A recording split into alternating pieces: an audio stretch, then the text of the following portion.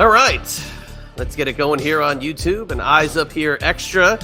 Kicking off 2024 with a bang as I'm joined here in the Eyes Up Here studio with the one and only Queen of Extreme. Gonna dive into it quick. A lot to talk about here today. Why is it the calendar changes and there's a lot to talk about in the wrestling world, Queen of Extreme? There's a lot going on for the new year. Big changes in 2024. Well, most importantly, what's up with you in the new year? How are you doing? I'm doing great. Yeah, you recovered? Yeah, I think I am. That was a tough one. That had me sidelined for like 24 hours. And if you don't know what I'm talking about, it was New Year's Eve. I did Sign by Superstars, and all I drank was Fireball. No mixer, no chaser, no nothing. Just Fireball shots constantly. And it seemed like the wheel just kept landing on Francine doing shots of Fireball and twerking. Okay. And I'm telling you, as much as I love Fireball, I need a new drink. I can't do that anymore. I don't know how you did it to begin with. You know, I enjoy the taste of it. But yesterday I realized, like, hangovers are not my thing. That is the first hangover I've had in a very long time. And I don't know if it's because it was just straight up whiskey with nothing else. Like, I had a drink next to me that was mixed. It was Fireball with cranberry. But I just kept doing shots. And I barely drank that drink, like I was sipping on it, but I was just drinking the shots by themselves. And oh my God, when I got home at like 1:30 in the morning and I slept for maybe 4 hours and then I was up and I couldn't fall back to sleep. I had a pounding headache and I just felt horrible. And I haven't felt that way in a really long time. I don't drink that much, you know, but it seems like New Year's Eve I'm a glutton because you have to, you know, when you're doing these virtuals, like you want to just have the party mood and stuff. So my husband went and he got me Gatorade and then he got me grease. So I ate like these egg rolls that were like cheesesteak egg rolls because like you want something greasy after you have like a big night of drinking. And I just sat on the couch. I didn't do anything yesterday. I think I might have did a load of laundry. That was it. I was pathetic. You know, you're not supposed to do laundry on New Year's Day. That's a big superstition. That's like that's a big superstition. I didn't know that. Yeah. You should have told what me. happens if you do laundry? I don't want to tell you. Oh, Jesus. Well, there goes my good 2024 vibes out the window. The wife was a laundry fiend on New Year's Eve to get it out of the way. Well, hopefully it's kind of on the realms of Black Cat underneath a ladder and breaking a mirror, and because, you know, none of those happen. I did have a black cat go by my Ring camera on Saturday night, so I might not be in the best of luck myself. So, man, this year's going to be so shitty for us. It sucks. Well, maybe it was for me, it ended 2023. So unless that was a prelude to what this year has to bring. Look, it's 2024, and at least in the wrestling world, it's starting off like a house of fire.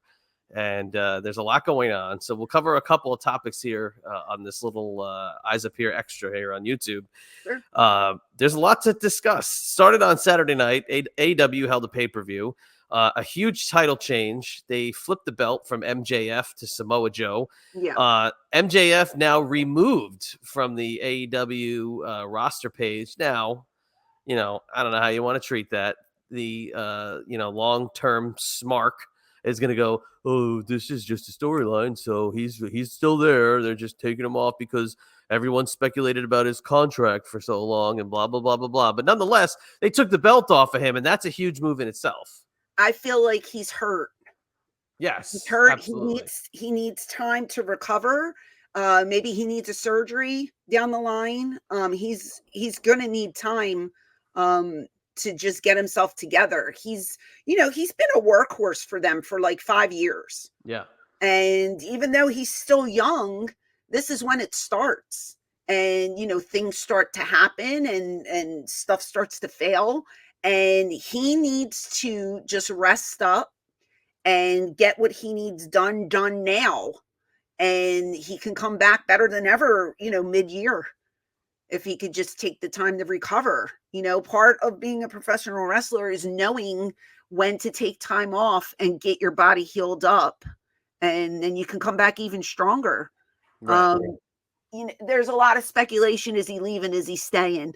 I don't know what he's doing. Only the insiders know. If I'm MJF, I would stay with AEW and, sign maybe another 3-year deal, and then think about, okay, is it time to move on? Because they're really using him well. He has a top spot. He's a major player in that company. And as well as I do, you can go over to WWE and you can get lost in that shuffle. Yeah. And you can come in hot as hell for a couple months and then you disappear. Not saying that would happen with him, but it could. And he has solidified a top spot in the AEW locker room. So, if I'm him, I would ride that. Yeah. If I'm getting the money I want, if I can renew my contract and maybe get a bump in pay and still be on top, be one of the top guys, that's a given. That's locked in. I'm staying with AEW. Now, a lot of people are going to argue with me. Oh, AEW is a sinking ship. They're going to be out of business in a year. That's what people said after the first couple years, and they're still around. As long as there's money, they're not going anywhere. If you have money to back something, doesn't matter what's happening. You're not going anywhere. You can still fund it. Even if your ratings are crap, even if you're not selling out the buildings, the cons have the money to keep providing for these wrestlers, to keep paying them, to keep getting these buildings, to keep running television. As long as they have a bankroll, they're going to be around. Right. And even if, let's say, a TV deal fell through, right? They can't get TV. As well as I do, there are other options out there. They could go to YouTube. They could do streaming only. There are other things that they can do to stay alive. So for all these people saying AEW is going out of business, I disagree. I don't think that's happening. No. Their pockets are very deep. And I know, like for ECW, our problem was we didn't have the money. If we had the money, we could have still kept going. So are their numbers bad? They're not the best, but there's always room to improve. And they have an unlimited bankroll right now. So they're not going anywhere. No. I'd be surprised if they did. Let's put it that way. No, they've got a great wardrobe department too, because I don't know if you noticed the Devil storyline with the MJF angle there. Devil and Adam Cole and now his henchmen were revealed at the end of the pay-per-view, but now MJF is gone. So kind of what's the point of those guys being around in a group? If MJF is gone and hurt, what was the point of kind of blowing that off? They could have kept that going for months. They could still keep it going. Yeah, but we know who they are now. Yeah, but still, Adam Cole leads those guys, and they could still work an angle with that. I see. If he was going to be gone and he's hurt, I would have just kept them under a mask. Now we know who they are, and it's and MJF is gone, so it's not like they can torture him. I would have kept them under the mask and kept their identities a secret. Maybe they can do vignettes. They remember when Vince McMahon was in the hospital and Steve Austin came and beat him up when he was in the bed? Yeah, the bedpan McMahon, absolutely. But nonetheless, again, them taking the belt off of him is huge. Yeah. Putting it on Joe is great because Joe, he's still a dominant guy. He still can perform really well. So, look, if they put it on somebody credible, I think if they had put it on one of their younger talents, they would have been faced with a ton of criticism and they would have been getting killed and panned left and right. So I think that was the right move. So I will give them a thumbs up and a win. That is very high, very nice of you to do because you never give them a thumbs up. So I am shocked. I feel like Samoa Joe's a locker room leader. He's been around forever. He is the right man to take this belt. And I feel like bring it to a different level. Like Joe is so good at what he does. And it's going to be fun to see how, first of all, how long they let him keep it. Yeah, I'm wondering if it's going to be like a short-term thing, or, is he going to get over to the point where they're like, oh, he's got to run with it. You know what I mean? I know he can do it because he's super talented. So I'm anxious. Like, we talk about them rushing angles and switching things up a lot, and hopefully Joe gets a very long title run. So I'm anxious to see who he's going to work with down the line, how many people get a shot at him, what kind of storylines they're going to do. It's going to be fun. And that's a good possibility too, because Tony Khan, huge ROH fan, and Joe made his name in ROH where he was a long-term champion and dominant. So that's a very good possibility. Now, the other thing having to do with AEW this weekend was the rumors of the possible debut here of Mercedes Moné, the former Sasha Banks, being added to their roster. So is that the big coup for them, the big pickup going into 2024? Is that they're adding, maybe the hottest female free agent on the market? Yeah, I mean, there were rumors. I don't know how true they were, but there were rumors that she was in negotiations with WWE, and her asking price was more than Charlotte, because we all know that Charlotte got a huge bump. And she was like the highest paid female on the roster. And then, Mercedes coming in asking for more money. And I don't know if that put a blister on her and that ended the negotiations. Just wondering, did she get that kind of money in AEW? Was she asking for the same price? Kind of curious about that one, but she's been a free agent now for a while. Yeah. And and on the women's side, Jade was the big loss, and now she's with the WWE. So there's a kind of a role that needs to be filled there, and I feel like the attitude, I'm pretty sure she would come in as a heel, even though she'll get a babyface reaction, but I would think she would come in as a heel, and I think she would just fit right into where Jade left off. Right. So I think that's a huge gain for AEW. It's a huge name. Yeah. And she's been making buzz, the last 6 months or whatever. She's been out there and, keeping her face out there and keeping her name relevant. So it depends on what they do with her, Yeah. I mean, look, she's a part of the Star Wars franchise. She's bankable. Sasha Banks product. I mean, whoever got her would be gonna benefit somehow. But the one post that I did love that she made over the weekend was she took a picture in front of a banner with Triple H behind it. I did think that was such a trolly, perfect tweet to get people buzzing, and that was smart, perfect. It's smart. It's it's like that one time I was at the airport WrestleMania weekend and I took a picture in front of I think I took a picture in front of the city that WrestleMania was in. Am I going to WrestleMania? Nobody believed it, but I thought it was hilarious. You try to create buzz for yourself. That's what you do. Well, we'll start asking you, are you going to be in the Women's Royal Rumble? Are you going to be in the Hall of Fame? I've already been. You'll see when I get there. That's a hard no, by the way. And then the big one, I had to say huge, absolutely huge this week. The Rock on Raw was Rock on Raw.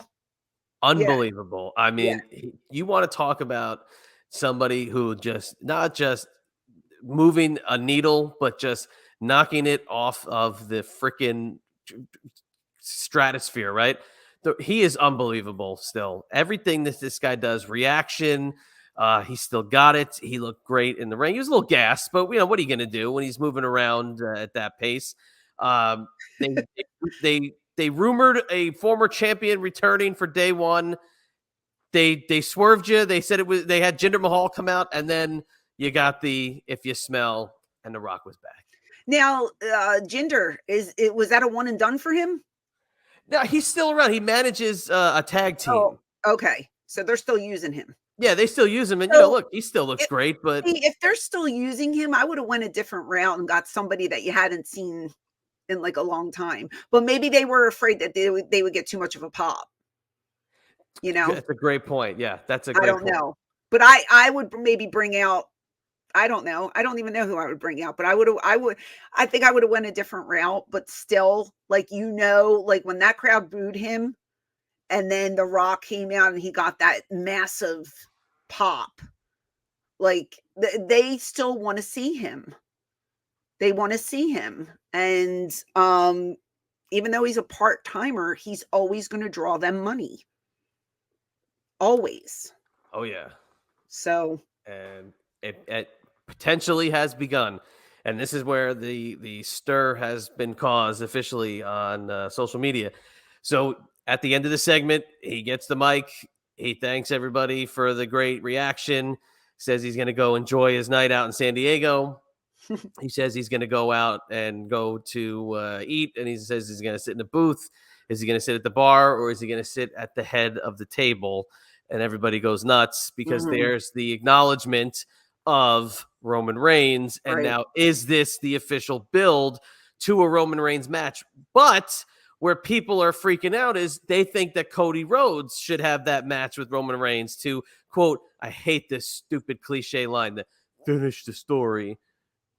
But I think The Rock should get that match with Roman Reigns because that's a WrestleMania 40 main event. Rock, Reigns. Could they do a three-way? I think that would water it down completely for both of them.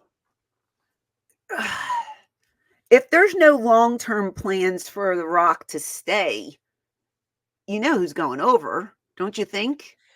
Yeah, you would think it would be The Rock, right? But look. No, you would think it would be Roman Reigns. Excuse me, you think it would be Roman Reigns. But we saw this before, when Rock and Cena had their back-to-back year matches a couple of years ago. They literally they had the next year's WrestleMania match announced the night after the previous match. It was a year's worth of build. I don't know, because you would gather, they say the Raw after WrestleMania is the most important Raw of the year, right? So you would think that The Rock would make an appearance the next night as well. I'm just thinking long term, like, what does it do for Reigns if he gets beat by The Rock and then The Rock disappears and goes back to Hollywood? I think that the amount of money that they would make off of WrestleMania 40 with The Rock, I think that's the most important thing. And so I'd have Roman Reigns win, but not clean. Yeah, well, there's that too. There's that thing. They could have The Rock's daughter cost The Rock the match and elevate her to main roster status and make her a huge heel. They should do something with her, right? Yeah, put her with the bloodline. They teased that a couple months ago with her and Heyman at one of the NXT shows. So there's something with that. Now, the rumor that could be is that Randy Orton faces Reigns at the Royal Rumble. There's an Elimination Chamber match, pay-per-view or a streaming event, whatever they call it, in Australia in February, and then WrestleMania. Who gets Roman at that event, or does Roman even appear at that event? Good question. Do you waste The Rock on that? You want to draw people to the waste them on that. No, I'm sorry to my buddy the Aussie Australia guy. It's in Perth. Sorry to my buddy the Aussie guy, but do you send The Rock over there? You put Cody in that match? Like, what do you do? Yeah, I don't know. There's a lot of unanswered questions that will come up in April, and it's going to be a good month for wrestling because there's a lot going on. A lot. So, and if I can make an announcement leading into me, Battleground is happening the Friday of WrestleMania weekend, and Shane and I were just announced against Al Snow. So I will be battling head, and that's going to be a barn burner, as they say. So that's that Friday night Go to Battleground Championship Wrestling for tickets. This one's going to sell out the 5th, Friday the 5th, so the 5th. Yeah, tickets are going to be selling out quickly because it's at the ECW Arena. And yeah, making my return to the ring. Before we say goodbye, though, I just would love for people to leave your comments below. What's the bigger match that you would want to see at Mania? Is it Cody versus Reigns, or is it Reigns versus The Rock? Yep. I don't know what I'm going to pick. I would go with Reigns and Rock, 100%. Reigns and Rock, yeah. And and a good little Easter egg, please go see this, Francine, if you can. It's all over Twitter. In the show Young Rock, they have a little scene where 90s, little Afro Rocky Maivia is holding a young Joe NOI in his arms, and he says that this is his young cousin Joe. Aww. And he said he wants to fight him one day, and it's only a big enough match to be at WrestleMania. So, wow, yeah, foreshadowing. How about that? So, cool. Look, it's got to be at WrestleMania. But what is the bigger match? Tell us below in the comments. Yeah. And if you haven't subscribed, please do so because we are trying to get to 10,000 subscribers and we are very, very close. Also, if you didn't know, we are on iHeartRadio or wherever you get your podcasts. Go look up Eyes Up Here with Francine and give us a follow on iHeart or subscribe on the other platforms. And we'd love to have you on board. That's right. New episode released today, so go over there and grab it if you're listening to us in real time. And every Tuesday, a brand new episode. So get your behinds over there, smack that subscribe button, follow us, do whatever you got to do, but don't forget to tip your waiter on the way out. So we will get out of here for today. And for that Queen of Extreme, I am the Chadster. We will catch you on the flip side.